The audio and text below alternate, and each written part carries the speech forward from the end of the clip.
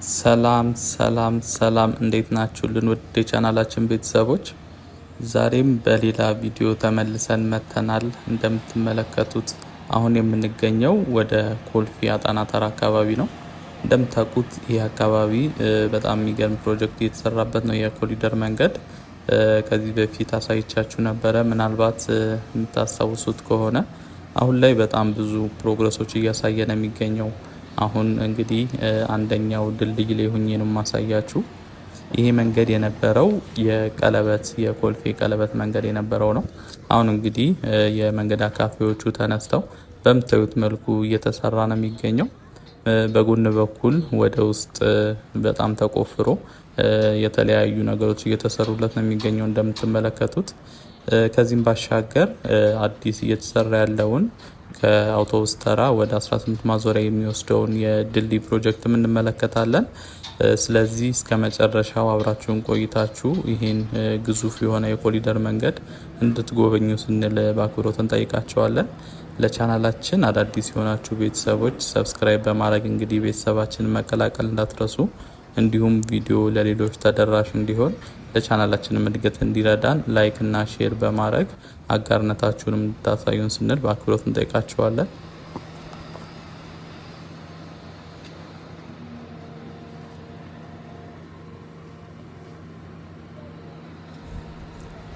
እንደተመለከታችሁት መነሻችንን ያደረግነው ወደ አጣና ተራ የገበያው ማዕከል አካባቢ ነው። ከዛ ወረድ ብሎ የሚገኘው አንዱ ድልድይ ላይ ሆኜ ነው እንግዲህ ይህን እያሳያችሁ የሚገኘው። ይህ መንገድ ከዚህ ቀደም እንደነገርኳችሁ የቀለበት መንገድ የነበረው ነው። 2-3 የመንገድ አካፋይ ነበሩት። አሁን ላይ እሱ ተነስቶ ወደ ውስጥ እየተቆፈረና የተለያዩ አይነት የኮንክሪት ስራዎች እየተሰሩ ነው የሚገኘው። ይህን ያህል መቆፈር ያስፈለገው ለምን እንደሆነ እርግጠኛ አይደለሁም። እንግዲህ ባለሙያዎች ካላችሁ ኮመንት ላይ ብታሳውቁኝ ደስ ይለኛል። ለምን እንደዚህ አይነት ቁፋሮ ተቆፍሮ እንደዚህ አይነት የኮንክሪት ስራዎች እየተሰሩ እንደሆነ ማለት ነው። ያው እንግዲህ ጉብኝታችን ያኛውን በትንሹ አሳይቻችሁ ዋናው መንገድ የምንመለከተው ዛሬ ከዚሁ 18 ማዞሪያ ተነስተን እስከ አውቶቡስ ተራ ዋናው መናኸሪያ ድረስ እየተመለከትን የምንጓዝ ለሚሆነው ብዙ ነገሮች እየተሰሩ ነው በዚህ መንገድ ላይ።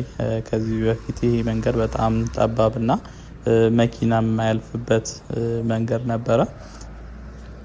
እንደሚታወቀው ሁለቱ የመርካቶና የኮልፌ ገበያ ማዕከሎች በጣም ግዙፍ ናቸው። በጣም በብዙ ነገር ይገናኛሉ።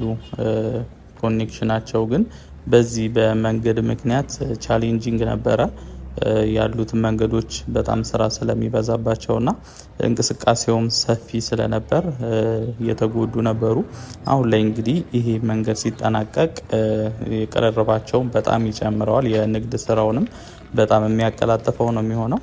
አሁን እየተጓዝን የምንገኘው ወደ ሻንቀላ ወንዝ ወደሚባለው ግዙፍ የድልድይ ፕሮጀክት እየተሰራበት ወዳለው ቦታ ነው።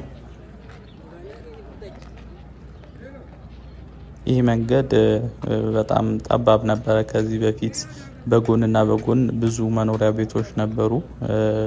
እንግዲህ ከተጀመረም ቆየት ብሏል። በኢንጂነር ታከለ ኡማ ጊዜ ነው። ምናልባት ከዚህ በፊት ነግሬያችሁ ነበረ። አዳዲስ የቻናል ቤተሰቦች ካላችሁ ለእናንተ መረጃ እንዲሆን ነው የምነግራችሁ። እንግዲህ በኢንጂነር ታከለ ኡማ የአዲስ አበባ ከንቲባ በነበረ ጊዜ ነው ይህ መንገድ ለመሰራት መሰረተ ድንጋይ ተጥሎ የነበረው። በተለያዩ ጉዳዮች ምክንያት እጅግ በጣም ሊዘገይ ይችሏል። በዋናነት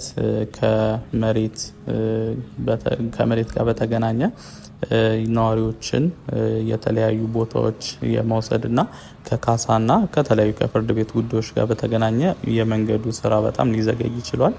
አሁን ላይ ግን ሁሉም ነገር ከመሬት የተገናኘው ሁሉም ተስተካክሎ አሁን ላይ ወደ ስራ ገብተዋል። ክብርት ከንቲባ አዳነች አቤቤ ባሳለፍነው 4-5 ወር ውስጥ መጥተው ጎብኝተውት ነበረ።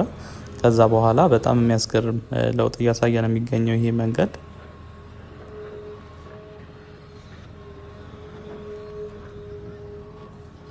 እንደምታዩት በጣም ብዙ ስራ እየተሰራ ነው አሁን ላይ። በተለይ ደግሞ አሁን ወረድ ስንል የምንመለከተው ነው የድልድዩ ስራ በጣም እየተቀላጠፈ ነው የሚገኘው። እጅግ በጣም ግዙፍ የሆነ ድልድይ ነው። ይሄ ከፊት የምንመለከተው ማለት ነው። ይሄም እንግዲህ ከመሳለሚያ እስከ 18 ማዞሪያ የሚደርስ ኦቨርፓስ ነው። 3 ሌየር ነው ያለው። ከላይ ወደዚህ የሚያስተላልፈው መንገድ አለ። በታች በኩል በጎንና በጎንም እንዲሁ ሌሎች ድልድዮች አሉ። ከስር በኩል ደግሞ የሻንቅላ ወንዝ ያልኳችሁ የሚያልፍበት አለ ማለት ነው። እንደምታዩት በጣም ግዙፍ ነው ድልድዩ።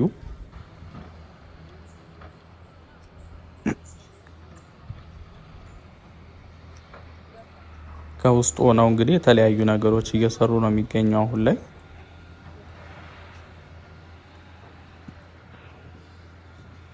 በደንብ የሚታያችሁ ከሆነ ከዋናው ከፍ ካለው ስትራክቸር በጎንና በጎን በኩል ሌሎችም አነስ ያሉ 2 ድልድዮች አሉ በግራና በቀኝ በኩል። ይህ የላይኛው ኦቨርፓሱ ሲሆን ከመሳለሚያ ቀጥታ ወደ 18 ማዞሪያ የሚያደርሰው ነው። በስር በኩል ያሉት ደግሞ እንዲሁ ሌሎች መንገዶች ናቸው በድልድዩ ላይ የሚያልፉ ማለት ነው። ከስር ደግሞ ወንዙ አለ። አሁን በዚህ በጎን በኩል እያለፍን የምንመለከተው ነው የሚሆነው። እሱንም እንግዲህ አዳዲስ የሆናችሁ ቤተሰቦች ሰብስክራይብ በማድረግ የቤተሰባችን አባል መሆናችሁን እንዳትረሱ። እንዲሁም ቪዲዮ ለሌሎች ተደራሽ እንዲሆን ላይክ እና ሼር በማድረግ አጋርነታችሁን ማሳዩን።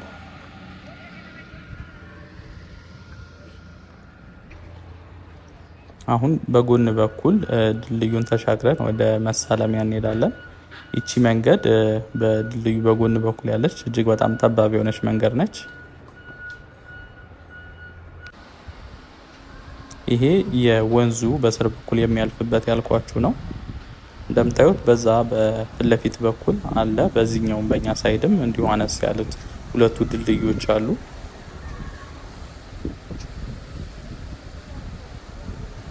ከላይ ያለውን ደግሞ እንመለከተዋለን። ከላይ ያለው ይሄኛው ነው። አሁን ካየናቸው ከሁለቱ ከፍ ብሎ የሚታየው ማለት ነው።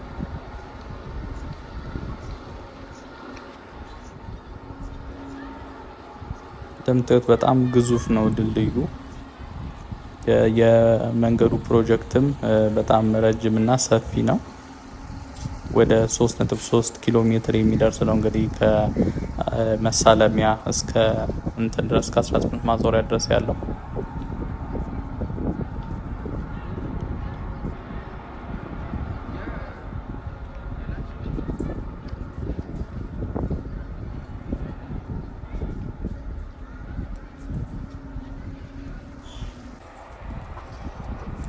ይሄ የምንመለከተው ከድልድዩ በዛኛው ሳይድ ተሻግረን ነው።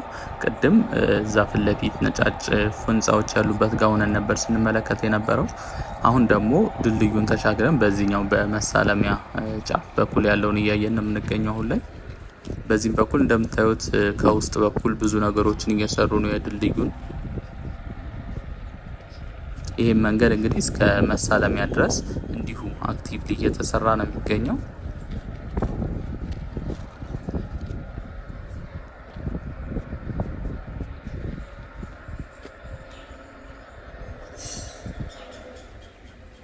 የሁለቱ ድልድዮች በደንብ ይታያሉ ከዚህ ጋር በመሃል ያለውና በግራና በቀኝ።